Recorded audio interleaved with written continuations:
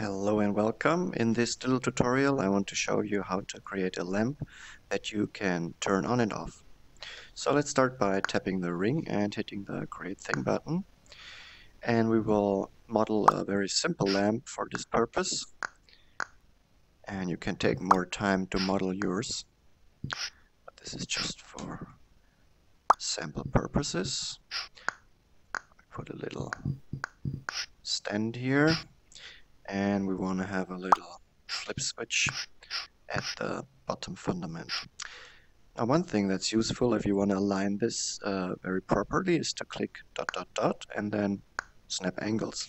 Now when you touch it again, you can see however you move it and however you rotate it, it will still be properly aligned. Now we will keep this and we will make a little flip button. Let's take this button and size it like this, put it here like this, and let me actually turn this off for a second. And now we want this to be the start position, and let's give this a bit of a color. Let's make everything this color, and let's make the flip switch have a bit of a glow, so it's very easy to recognize, like this. Now we want to context laser this button so that it can do its logic. Context lasering it. Now I have several states here. State 1 is this type of switch position, and state 2 is this type of switch position, so we can see flip back and forth. Let me align a bit. Now for the first state we're going to say when touched, then become state, next, in maybe 1 second. And then when it's touched again, we will revert to the next state or the previous state. And we can actually paste the previous command just like this. And in this case, next means go back to 1 because there is no third state defined by us. Let's test this. Tapping. Okay, this works. Now we want to wire up the logic so that when we tap it, something happens here. Let's put a little lamp or a little light bulb there. Now we pick a bright yellow, but this time we pick the external glow or the shiny glow material. We paint it in and you can already see the environment here is changing properly. Now when I extend this, the light will actually become stronger, will shine more. There's a special trick. If you decrease the sphere size to the very smallest variant, then it will be just as if there was no light at all. So we can use this as a very good first state. Now we context laser the little light bulb and we say when told, pressed, then become next state in 1 second. And what is the next state? The next state is a bit of a glow, brighter light, maybe like this. We will actually make this light invisible later when we're saved, but this is useful for showing that it all works.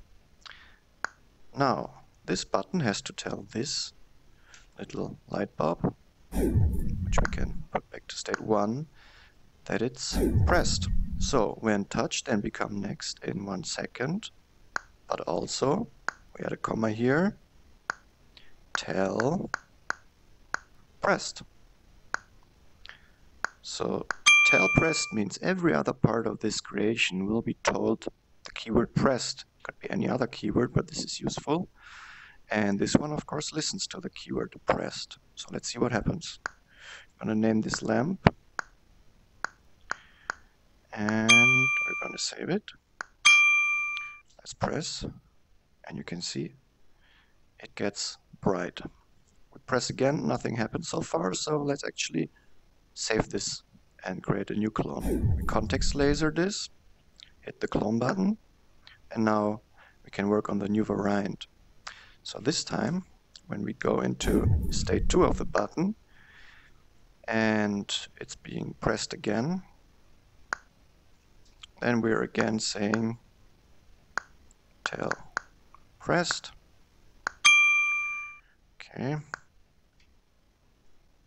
And I will actually, this is a bit hard to select, I will actually make this transition faster. Let's make it 0.2 seconds. And in the second state, we just paste this from the autocomplete. When told pressed, then become next. So it's like a flip switch. Let's try if this works. You can see whenever you hit done, everything will be reset to the first state. Okay, so let's try 1, 2, 3, click. That works. 1, 2, 3, click. And now we got a little lamp that is being turned on and off, and it will have an actual light glow. One thing we want to do is to not actually show this light bulb animation. So we clone this again, and this time we hit the dot dot dot, and you can see there's an attribute button, hide lights and particle materials. We click this and you can see the button disappears, but its logic remains. You see how this still affects the light around. Now we want to bring back a little light bulb looking thing there, and we can use the same yellow color, but we put it as transparent material, which will give it a nice light bulb feel. Put this here, and maybe let's put a little thingy inside there as well. I'm not sure what this part is called in English. Like this. Now we're going to save it, and now you can see it does what we want it to do. There's many different ways to handle this. You can also have, for example, this light bulb turn into glow. You can animate anything on button press. You can have a button that is being pressed down, and then when you press again it goes up. And you can also use the tell command to have a switch that tells other things in the environment messages. If you want to do that, just make sure you're not just typing tell, but you're typing tell any, because tell only messages inside the thing, and tell any will message all around in the area. I hope you enjoyed this tutorial, and see you next time. Bye bye.